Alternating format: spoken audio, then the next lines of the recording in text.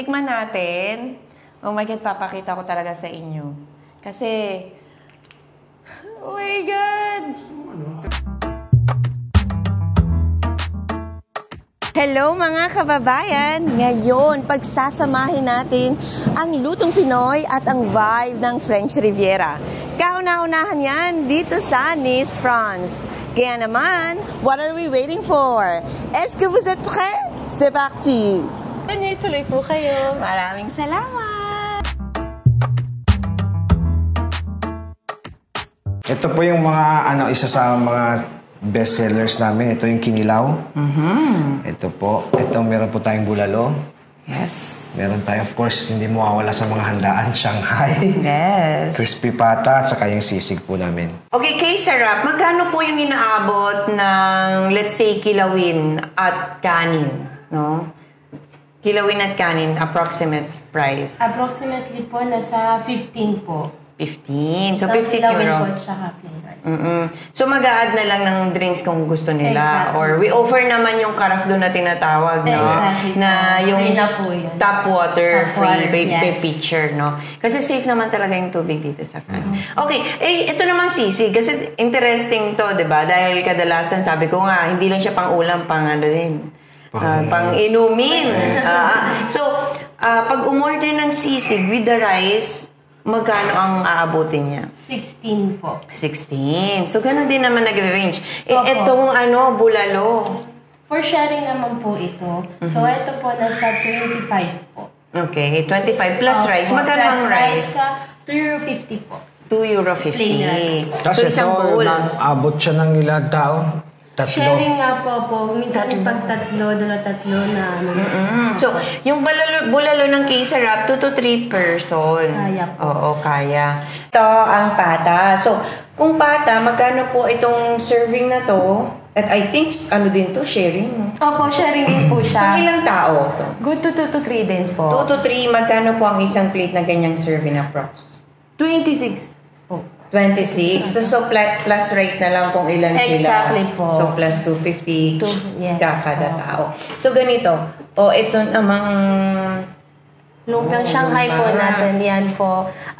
We make it like 6 pieces po kasi minsan din make it starter sharing po. Oo. Tsaka pag nagsasalo-salo din po, ang price po niya ay $7.90 po. $7.90. So, may 6 ka ng lumpiang Shanghai. Opo. So, sausawa na lang, kasama na yon, di ba? Opo. Ngayon naman, titikman natin ang hinanda ng K-Sarap. Alright, so simulan natin siguro dito. Sausaw natin, sweet and sour. Pwede rin ito sa suka o kahit anong, or ketchup.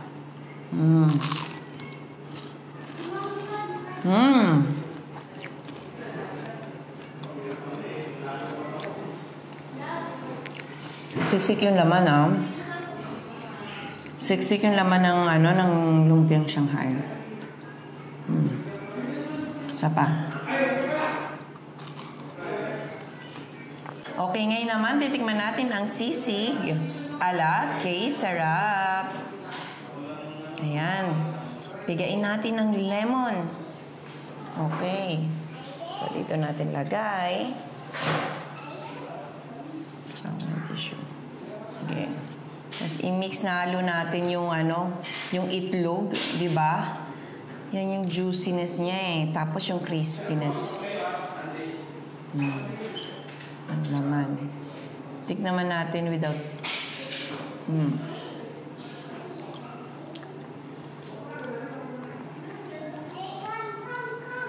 Sorry.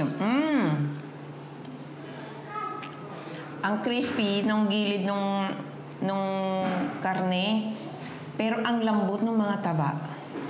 As in. Ngayon naman, tikman natin with the rice. Siyempre, rice ang partner niyan.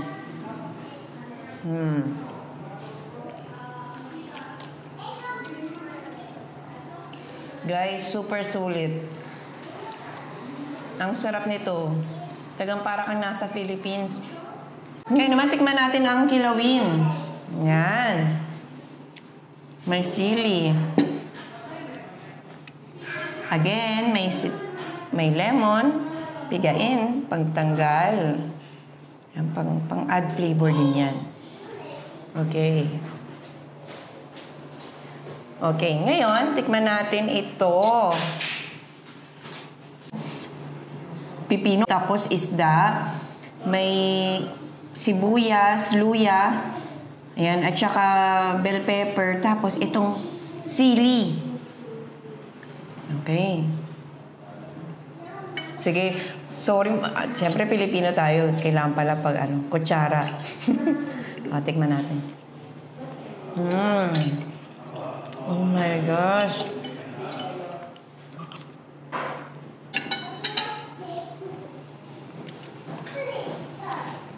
Solid to, guys.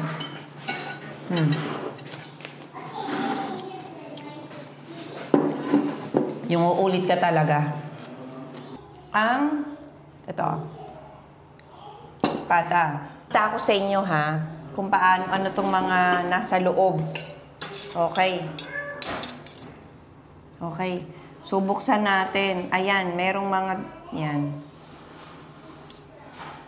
Okay. At, tingnan nyo naman, guys. Ako, ang lutong niyan. At may buto.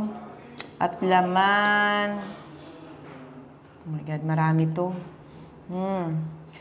Perfecto. 2 to 3 packs makakakain. Okay? So, tignan natin tong nasa loob. Kuha tayo ng isa dito. Okay, yan. Okay, sorry. Cut.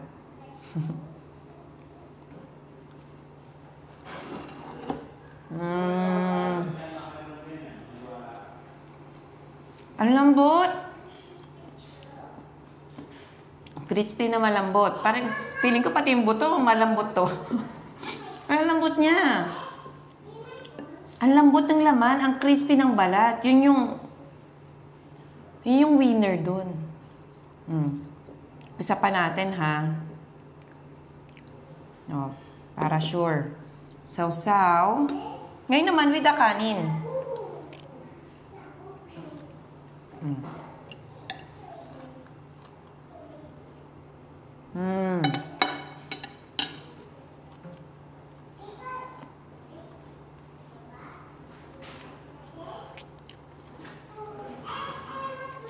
Mga balat.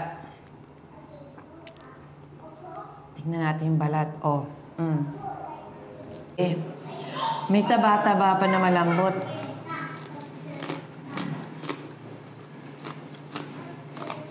Cut na.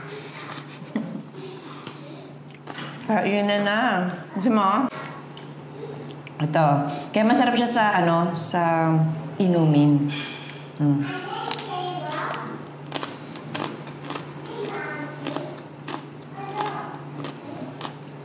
Ngayon naman, kung namimiss mo ang bulalo, hindi na kailangang mag-travel sa Tagaytay. Nandito lang yan sa Nice, France. Oh, tingnan nyo ang bone marrow. No? Kung gaano siya kalaki. Oh my God, super malinamnam to. Okay, tingnan nyo naman, isa pa. Ito kasing laki ng Oh, ano nga ba makikita sa bulalo ng K-sarap? Okay, meron mais. Okay, ito, gulay. And then, ayan. And then, of course, ang beef. Yan, ang baka.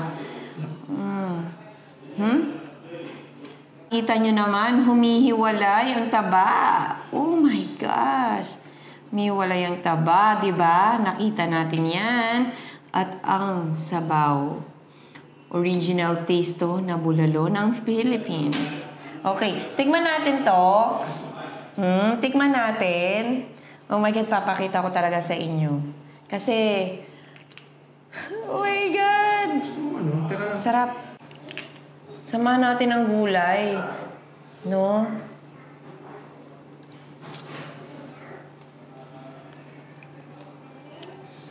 Nagme-melt siya dun sa dila. As in, guys, guys, parang lulunukin nyo na lang. Ang sarap nito. Tas malasa. Yan, may konting meat, no? Dumikit yung meat. No? Samahan natin ng konting gulay. Ayan. Patatakamin ko kayo, guys. Kasi hindi to, o, diba, pinaghirapan talaga ang Filipino food.